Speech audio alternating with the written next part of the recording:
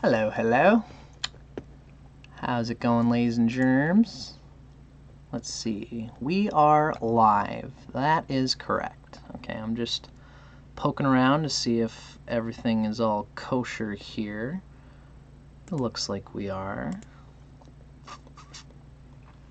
Yeah. So, how do you do, ladies and gentlemen? My name is Dustin Cormier. You're watching How to Rock Spirit. This episode is a continuation of an episode that I just did about a half an hour ago regarding the year of the ox combined with 3 particular signs. And those signs are, drum roll please, because I don't have my friggin' shit in order right now. Those 3 signs are Taurus Sun. Taurus, yeah, we're going by the rulership of the water Panchatattva. What do Taurus and Libra and Cancer have in common? They're all ruled by what Vedic astrology calls the water Panchatattva. This video, and we're also dealing with the sign of the ox, because this video is a Chinese and Tropical Astrology, those 2 in combination. Today's episode, we just did a little bit about the year of the ox with Cancer Sun. Now we're on to, as a continuation of the water Panchatattva video, we are going to talk about Taurus Sun in the year of the ox. Just to cut the crap and just say what it is, Dustin. Just in case you feel like you're wondering who this crazy scattered asshole is that's giving you this information. My name's Dustin Cormier. I'm a Leo rising, a Scorpio sun, Sagittarius moon, year of the goat, month of the boar, and my day pillar is the water horse. Feel free to pause that and digest and think about what that means, because it's always nice to, in my opinion, it's nice to know the context of the person that you're hearing astrological information from.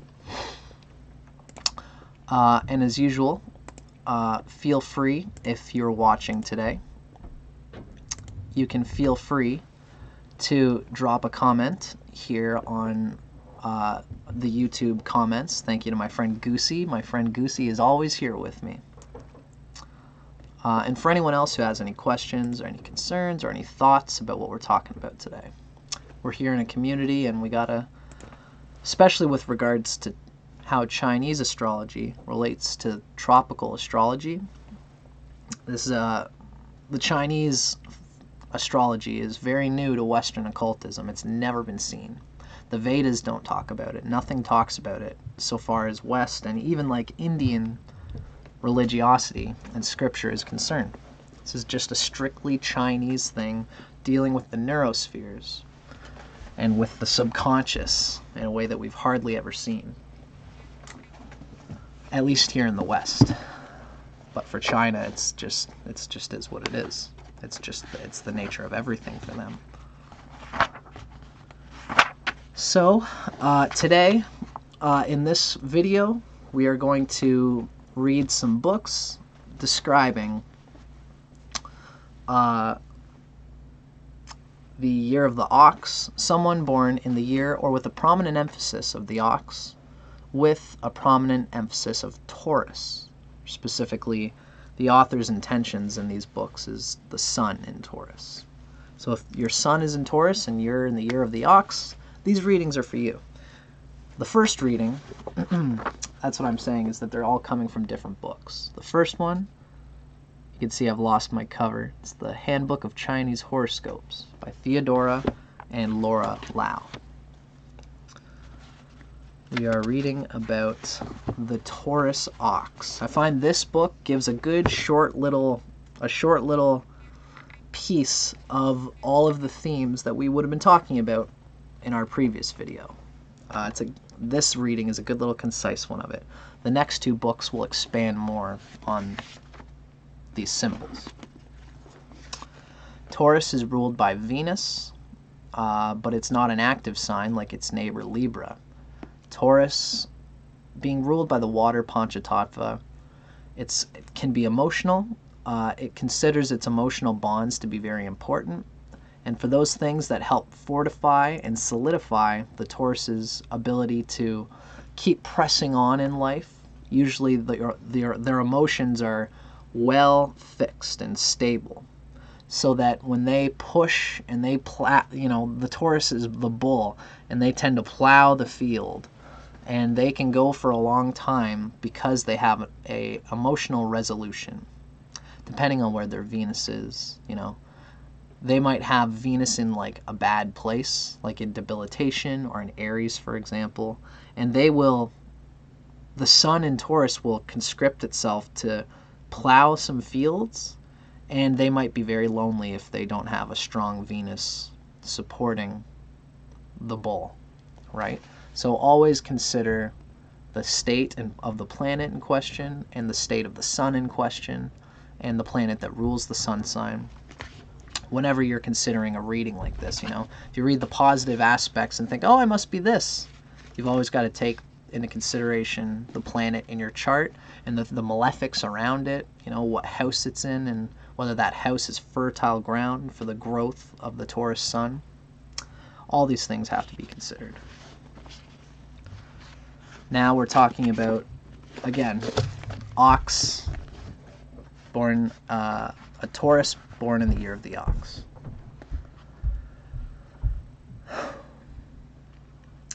When dealing with this slow but extremely persistent climber, bear in mind that the Taurus Ox has 4 horns and 8 hooves, and this amount of armor is enough to overwhelm anyone. The Venus personality of the bull is very sensuous, but both signs here are very definite about who they are and what they want. Orderly, practical, and determined, the Taurian Ox can also be dictatorial and obsessed with self-enforced discipline. He expresses himself in plain, down-to-earth language, and he abhors flattery and fancy talk. Abhors me, like he hates flattery and he hates fancy talk. Quit trying to flatter me. What do you want? Right? That's Taurus Ox. When he is aroused, he can suddenly turn into a one-man stampede.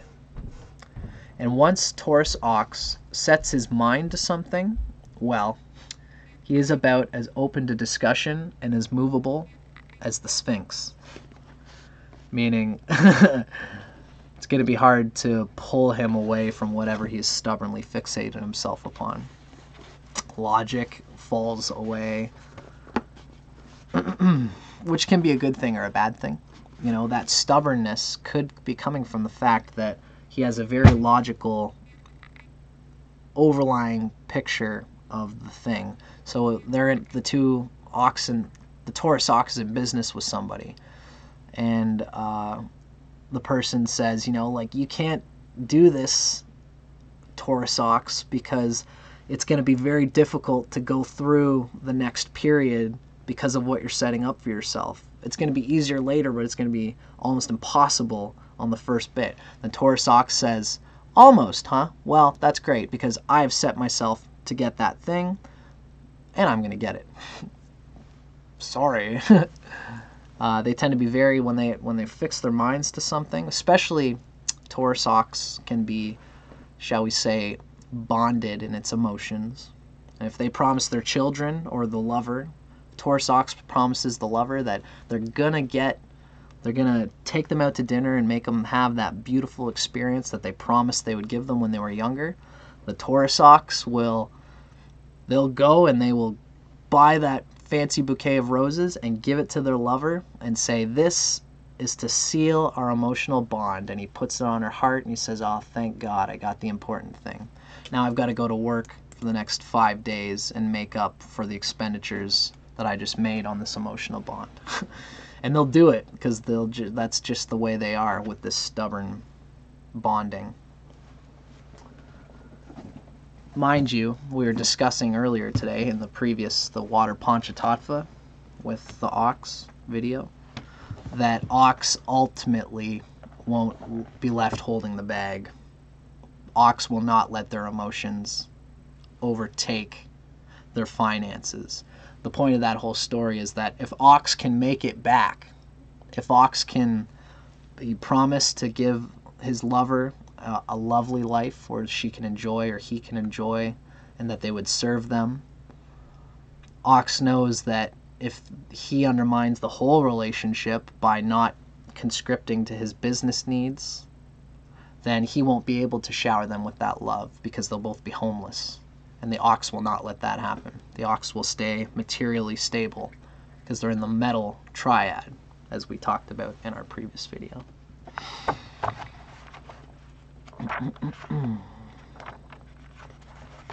Now, Taurus month combined with Buffalo year. The buffalo is synonymous with the ox in Chinese astrology. This next reading comes from Cosmic Astrology by Mantak, Chia and William U. Wei. This one is a little bit more, it's got more in it than the previous reading. It goes into a bit more detail, and I find it can be pretty good.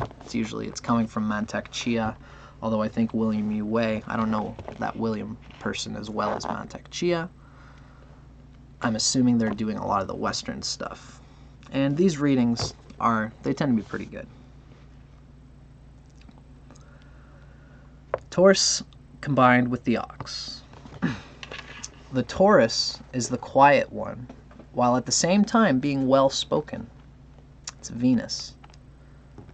The buffalo, the ox, is slow but powerful. Supremely patient. The buffalo, the ox, moves slowly but surely. They are calm. They can wait. There is nothing impulsive about them. The Taurus ox is a combination of heavyweights.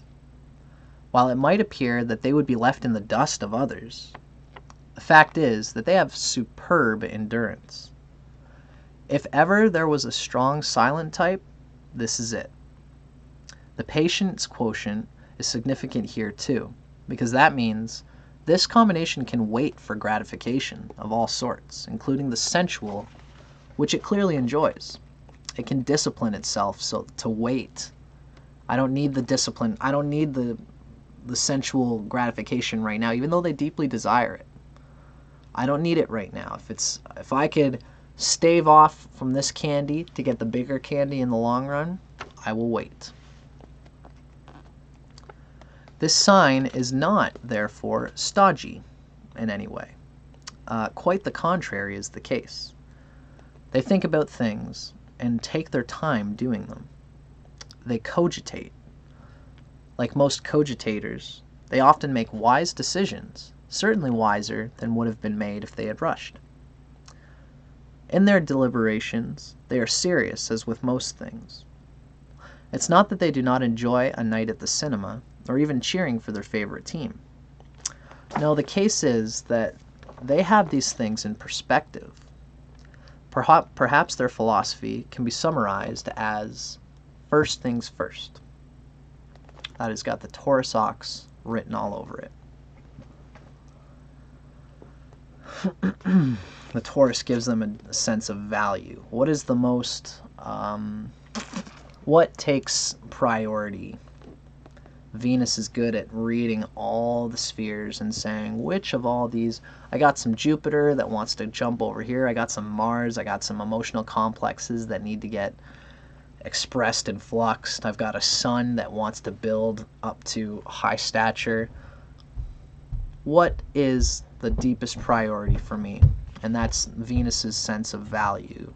Venus takes all things into consideration and deliberately goes by what it intuits, especially with the guts, the ox's gut instinct, intuits what is the first thing to do first. And they're usually good at it. Again, unless they got like a weak Sun or a weak Venus.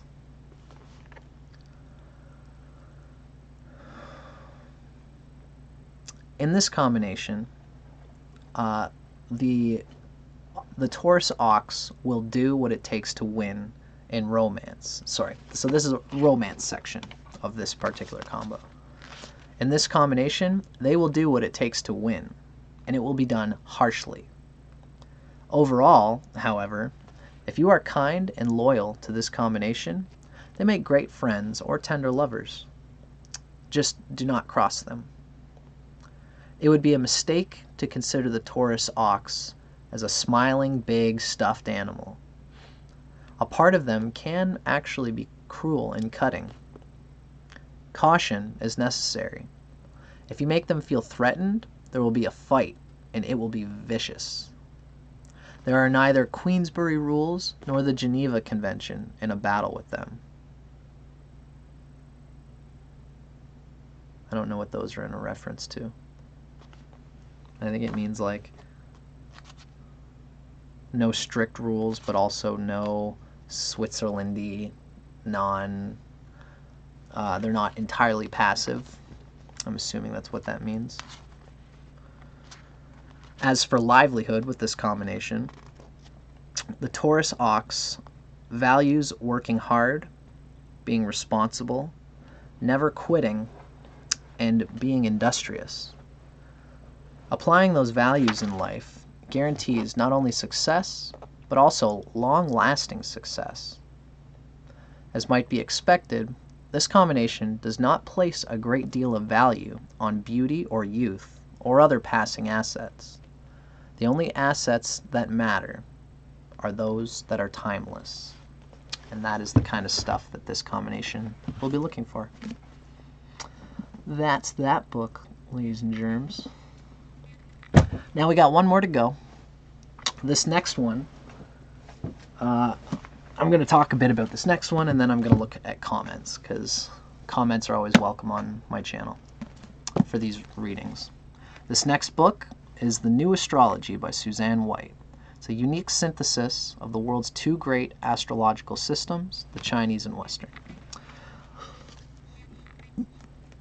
This person takes the seed of those last two readings and kind of expands on it in her own sort of intuitive, innovative way.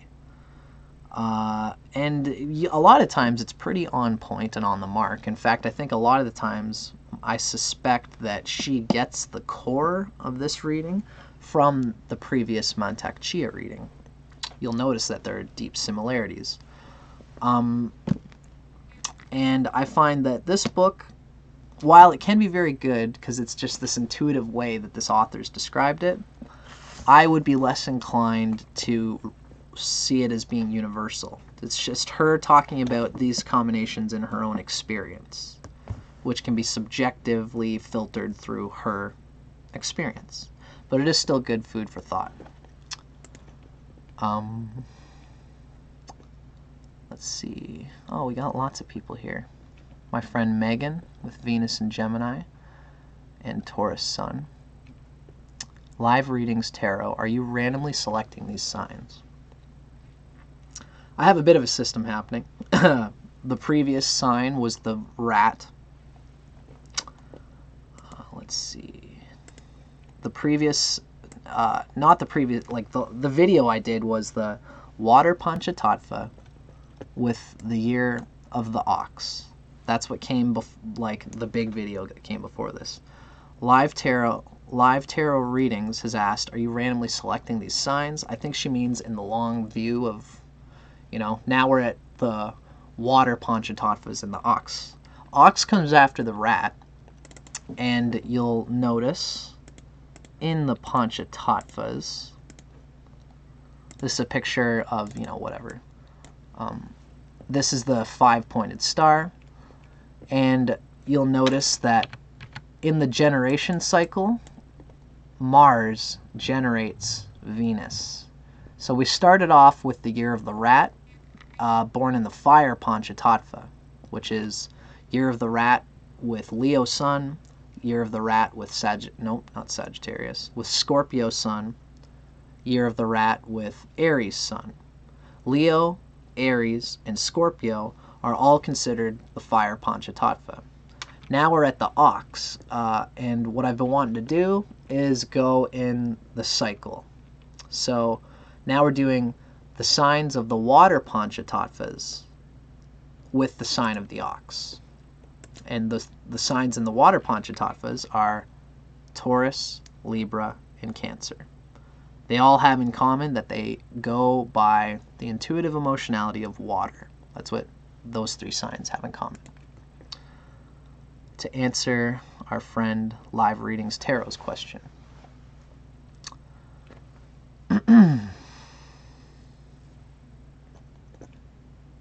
Taurus, Gemini, Sun, Cusp, Taurus rising, Venus and Aries, Moon and Mars, and Mercury and Gemini, and Year of the Ox. Wow, cool.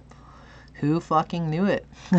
Thanks for adding that, especially if so many planets in Gemini. It's nice. It's nice to see a little bit of subjective differences and ideas. I know I'm still learning astrology since I'm a beginner. Is Capricorn Sun or Moon?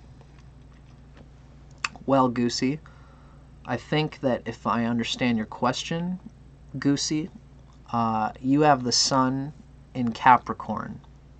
That means that when you were born, the Sun was in the sign of Capricorn since you were born on December 29th.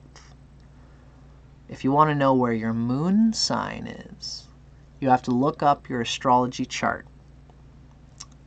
You look up, for example, on Astro Cafe or Astro Dienst is one of the ones I use, and you'll see a chart where you put in the time of your birth and the date of your birth, and the moon will be somewhere in that circle, and it'll be in a sign. So you have Capricorn Sun, and your moon is somewhere, and that, or is that the planet we have as our ruler? Every sign has a planet ruler, Goosey. So if you've got the Sun in Capricorn, that means Saturn, wherever Saturn is in your chart, it's going to help your Sun do what it has to do. Miss Barbara, welcome to this chat room. I guess we could call it that.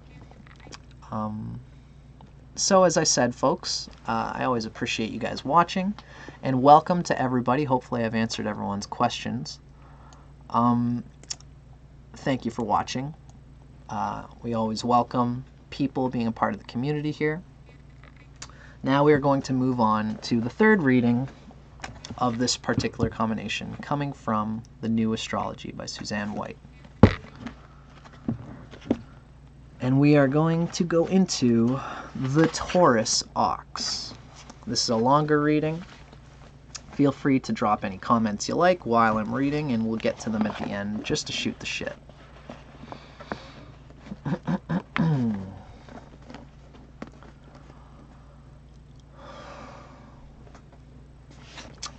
The motto for Taurus is I have.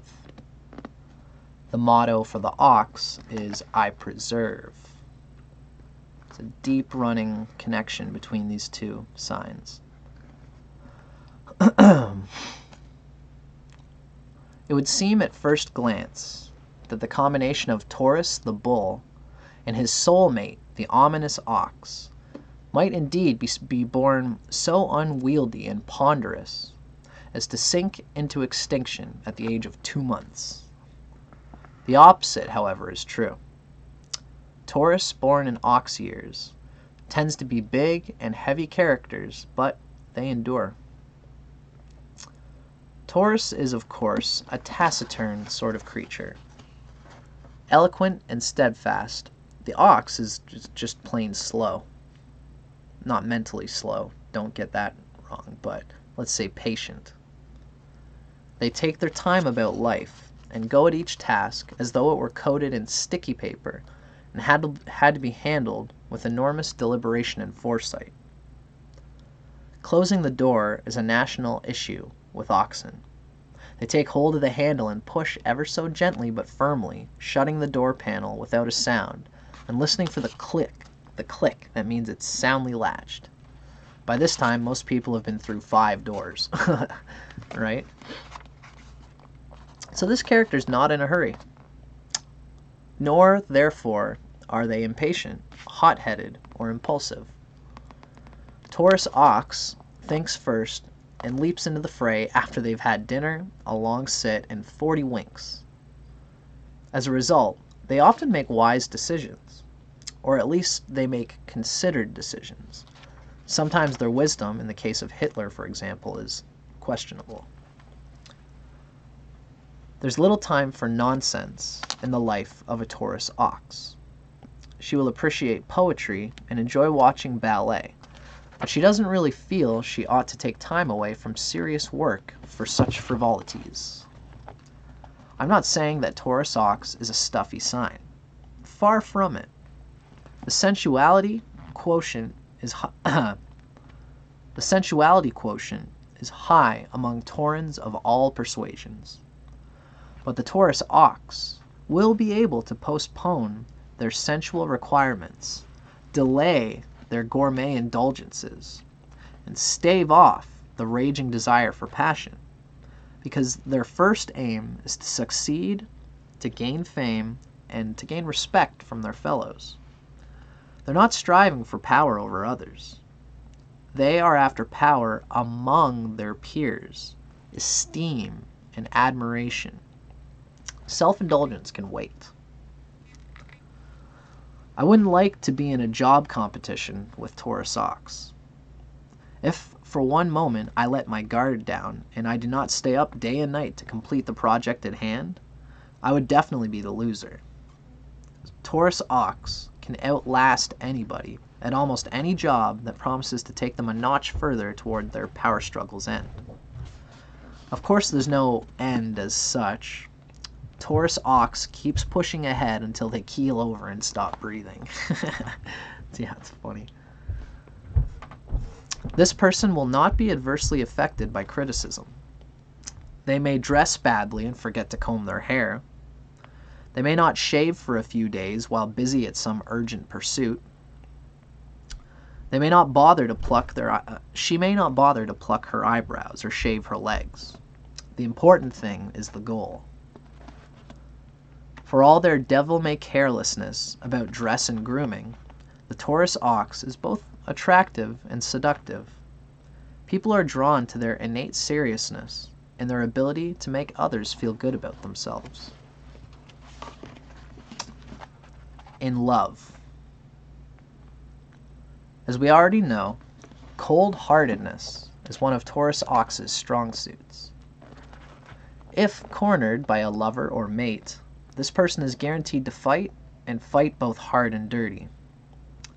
Taurus Ox is capable of profound and somber love with regard to their paramours. But watch out for their cruel streak. It's always ready to clamp down hard on your heart and stay there for as long as it takes to ruin your equilibrium. Otherwise, as long as you don't try to beat this sensuous creature, you may be rewarded with much profound tenderness. If you love one of these people, allow him or her to shine. Make room for this character to develop its slow but steady superiority, and you will never have a cloudy day. Don't, for heaven's sake, ask this Taurus Ox to be a chatty Cathy, or to hold forth with the jokes and off-color stories at parties. If a Taurus Ox wants to perform, he'll become an actor and rise inexorably to receive an Academy Award in his own sweet time. He does not need approval from you. He needs it from the whole world.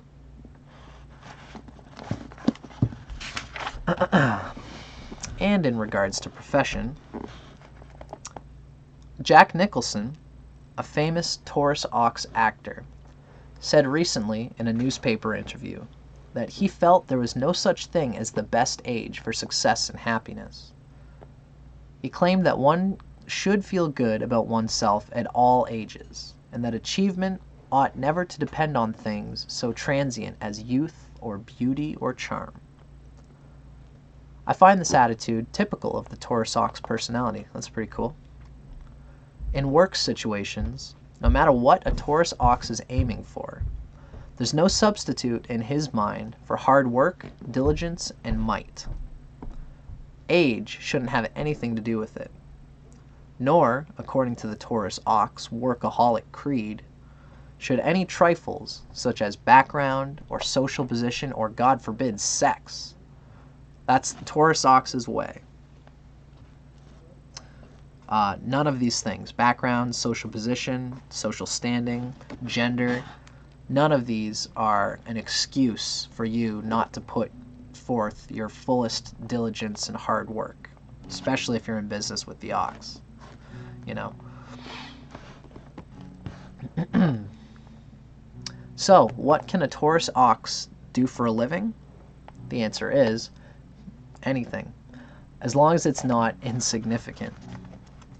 These natives should be guided into careers where tenacity and drive get you the furthest. They might choose athlete, reporter, salesperson, actor, musician, or researcher. Kind of tends to be how they roll.